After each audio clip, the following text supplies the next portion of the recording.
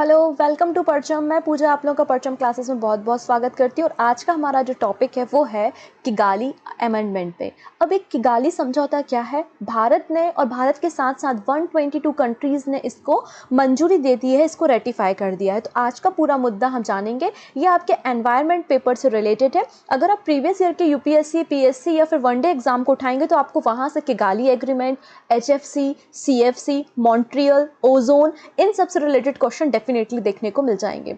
तो ये आपके लिए आने वाले एग्जाम में काफ़ी ज़्यादा मददगार साबित होगा। तो आज का हमें पूरा टॉपिक समझना है। सबसे पहले हम न्यूज़ पे चर्चा करेंगे कि 18 अगस्त को हमारे जो कैबिनेट मिनिस्ट्री है उसने किगाली अमेंडमेंट पे रेटिफिकेशन दे दिया है, जो कि मॉन्ट्रियल प्रोटोकॉल का ही एक्सटेंडेड वर्जन है। इसमें बोला गया है कि 2023 तक भारत या इंडियन गवर्नमेंट जो है वो डिफरेंट पॉलिसीज बनाएगी, जिससे वो एचएफसी मतलब होता है हाइड्रोफ्लोरोकार्बन गैस को क्या कर सकेगी, कंट्रोल कर सकेगी, उसकी एमिशन को कंट्रोल कर सकेगी, ऐसा कहा गया है। यही आपकी न्यूज़ है।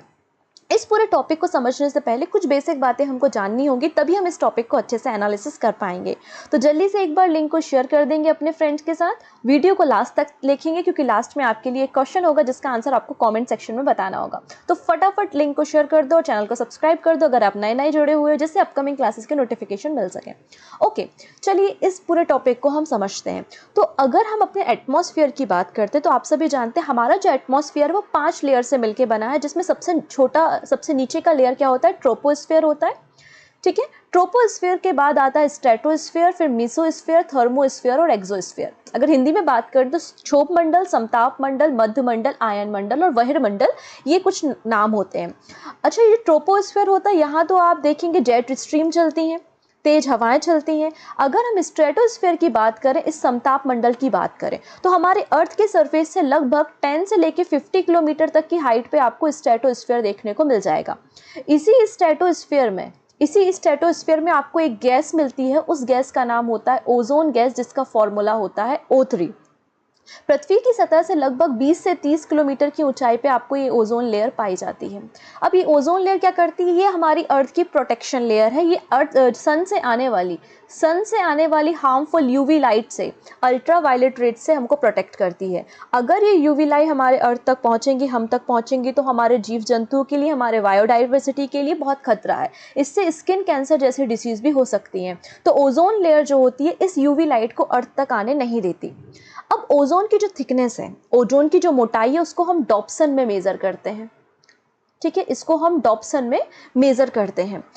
हमको पाया गया था, नासा के द्वारा ये बताया गया था कि हमारे पोल्स की तरफ ये जो ओजोन की थिकनेस है वो कुछ जगहों पे क्या हो गई है, कम हो गई, जिसको आपने ओजोन होल कहा था।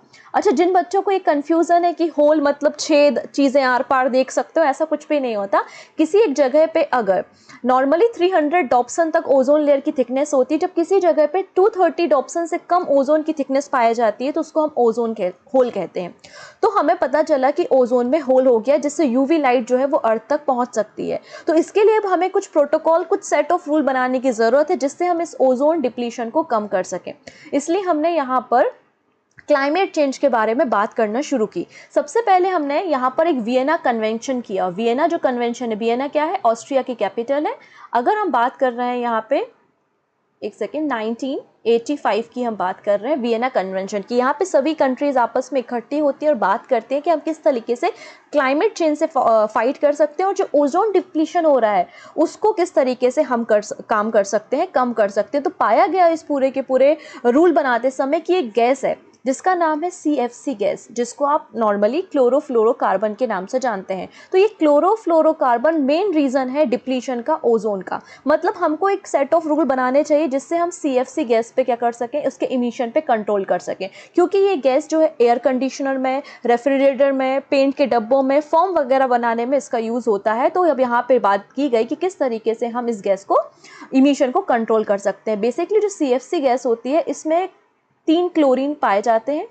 ठीक है, 3 क्लोरीन यहाँ पे पाए जाते हैं, और जो क्लोरीन ये गैस होती है ये हमारी ओजोन गैस को ब्रेक कर देती है और O3 को O2 में कन्वर्ट कर देती है, जिसके कारण क्या होता है, ये यूवी लाइट जो है वो हमारी अर्थ तक पहुंच सकती है। इसलिए CFC गैस को कंट्रोल करने के लिए हमने एक प्रोटोकॉल साइन किया 1987 में। उसको हम क्या कहते हैं? मॉन्ट्रियल प्रोटोकॉल कहते हैं। तो मॉन्ट्रियल एक शहर है, कहाँ पर ही है? कनाडा में है। ओके, तो यहाँ पर 1987 में सारी कंट्रीज़ आपस में इकट्ठी होती हैं और डिस्कस करती हैं किस तरीके से हम CFC गैस को कंट्रोल कर सकते हैं। आप कह सकते हैं ये इस तरीके का पहला एक कॉन्फ्रेंस ऑफ पार्टी है या मीटिंग है जिसमें सारे के सारे 198 कंट्रीज़ यहाँ पर जो हैं वो पार्टिसिपेट करते हैं और इसको रेटिफाई करते हैं, इसमें शामिल होने की बात करते हैं। और 16 सितंबर 1987 से ये पूरे देश में, पूरे वर्ल्ड में अप्लाई हो जाती है। इसलिए 16 सितंबर को हर साल आप ओजोन डे के रूप में भी सेलिब्रेट करते हो। इसलिए तो हम 16 सितंबर को हर साल ओजोन डे सेलिब्रेट करते हैं, क्योंकि उस दिन हमने मॉन्ट्रियल प्रोटोकॉल को इम्प्लीमेंट किया था। अब ये तो सेट ऑफ रूल है, समय समय पे हमें ज़रूरत पड़ती है इन रूल को रिवाइज करने की, इसलिए अलग अलग समय पे अलग अलग कॉप मतलब कॉन्फ्रेंस ऑफ पार्टीज़ होती हैं। तो 2016 में कॉन्फ्रेंस ऑफ पार्टी कहाँ होती है? किगाली में होती है। और किगाली में जो सेट ऑफ रूल बनाए जाते हैं, जो प्रोटोकॉल बनाए जाते हैं, उसको किगाली समझौता या किगाली एग्रीमेंट के नाम से जाना जाता है। अब यहाँ पर हमें बात करनी है कि भारत ने मॉन्ट्रियल प्रोटोकॉल को कब अडॉप्ट किया या कब रेटिफाई किया। तो 19 जून 1992 में भारत के द्वारा इस प्रोटोकॉल को अडॉप्ट कर लिया गया था और कहा गया था कि हम भी कोशिश करेंगे कि हम CFC गैस के एमिशन पे कंट्रोल कर सकें। अच्छा, जब आप किसी गैस को बैन करते हो तो उसका कोई अल्टरनेटिव होना तो ज़रूरी है। तो सभी देशों ने यहाँ पे डिसाइड किया हम CFC की जगह हम अब जो गैस यूज़ करेंगे वो HFC होगा, हाइड्रोफ्लोरोकार्बन होगा, जो कि ओजोन डिप्लीशन के लिए रिस्पॉन्सिबल नहीं है। इस तरीके से हम CFC को रिप्लेस भी कर पाएंगे और ओजोन डिप्लीशन को भी कम कर पाएंगे। तो सभी दो देश इस पे एग्री हो गए। अब सभी कंट्रीज़ के लिए डेडलाइन अलग अलग होती है, क्योंकि कुछ डेवलप्ड कंट्री हैं लेकिन कुछ भारत जैसे देश जो हैं वो डेवलपिंग कंट्री हैं। तो जैसे कि डेवलप कंट्री के लिए कहा गया था कि 2000 तक आप CFC गैस पे बैन कर दीजिए, जबकि डेवलपिंग कंट्री को कहा गया था कि अब 2010 तक CFC पर प्रतिबंध लगा दीजिए। और CFC की जगह बात की जा रही है अब HFC के बारे में, ठीक है ना। कब? 2016 में आप देख सकते हैं कि किगाली एग्रीमेंट होता है और कहा जाता है कि CFC की जगह हम किस पे काम करेंगे? HFC पे काम करेंगे, हाइड्रोफ्लोरोकार्बन पे काम करेंगे, क्योंकि ये ओजोन डिप्लीशन के लिए रिस्पॉन्सिबल नहीं है। लेकिन एक प्रॉब्लम फंस गई। कैसी प्रॉब्लम फंस गई? जब लोग HFC गैस का यूज़ करने लगे तो हमें क्या पता चलता है ये एक ग्रीन हाउस गैस है जो कि ग्लोबल वार्मिंग के लिए रिस्पॉन्सिबल है। मतलब हम इसका ज़्यादा यूज़ नहीं कर सकते, हमको HFC गैस को भी कम करना पड़ेगा। HFC जो गैस है ग्रीन हाउस गैस है और एक कार्बन डाइऑक्साइड के कंपैरिजन में 100 टाइम्स ज़्यादा डेंजरस है। मतलब अगर जितना 100 टन कार्बन डाइऑक्साइड इमिशन आपको ग्रीन हाउस के लिए रिस्पॉन्सिबल होगा, वहीं HFC जो है वो 1 टन में वो सारा काम कर देगा। मतलब HFC गैस पर प्रतिबंध लगाना बहुत ज़रूरी है। तो यहाँ पर एक किगाली प्रोटोकॉल या किगाली एग्रीमेंट होता है, ठीक है। कब होता है? रवांडा में होता है। रवांडा जो है वो किगाली जो शहर है वो रवांडा में ही है, ठीक है ना। किगाली जो है वो कहाँ है? रवांडा में ही, और ये साउथ अफ्रीकन कंट्री है। तो 15 अक्टूबर 2016 को किगाली एग्रीमेंट होता है और इसमें कहा गया है कि सभी कंट्रीज़ जो HFC गैस हैं उस पर 2045 तक 2045 तक क्या करेंगे? इसके 85% तक आप क्या करोगे? इसको रिड्यूस करने की कोशिश करोगे, जिससे हमारे पूरे अर्थ का जो एवरेज टेम्परेचर है इसमें हम 2100 तक क्या है 0.5% डिग्री सेल्सियस तक हम क्या कर सकते हैं? कमी ला सकते हैं। ऐसी बात इस किगाली एग्रीमेंट में कही गई थी, जो कि अमेंडमेंट है किसका? मॉन्ट्रियल प्रोटोकॉल का।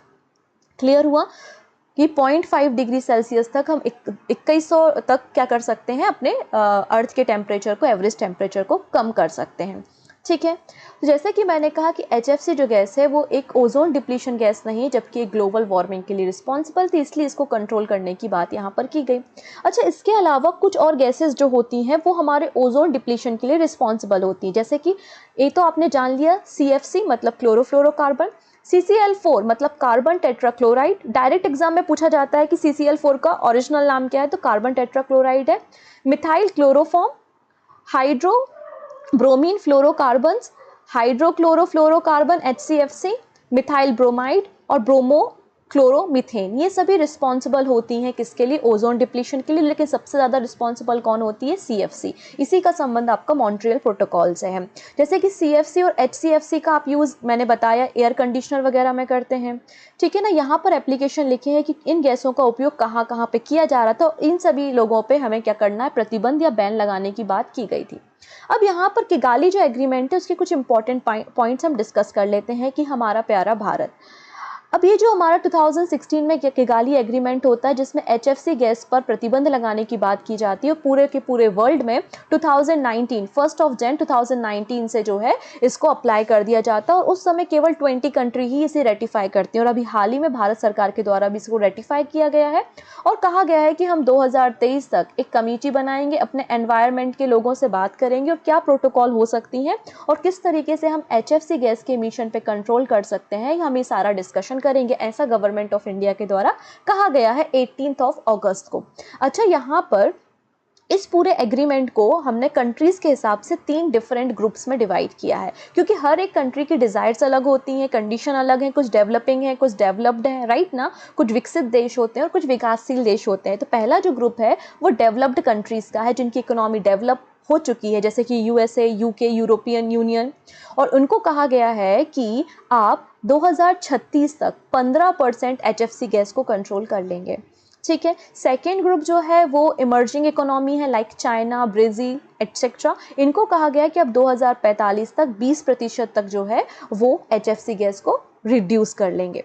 थर्ड जो ग्रुप है उसमें हमारा प्यारा भारत भी शामिल है, जो डेवलपिंग इकोनॉमी है, इंडिया, पाकिस्तान, ईरान एटसेट्रा। इनको कहा गया है कि 2047 तक आप 15% तक HFC गैस को क्या कर लोगे, रिड्यूस कर लोगे। अब भारत क्या काम कर रहा है, तो भारत ने इसे 4 कैटेगरी में या 4 स्टेप में बात की है कि हम 4 स्टेप में धीरे धीरे करते करते HFC गैस को कंट्रोल करेंगे। ऐसा इसलिए बोला गया है क्योंकि मेक इन इंडिया प्रोजेक्ट चल रहा है, राइट ना।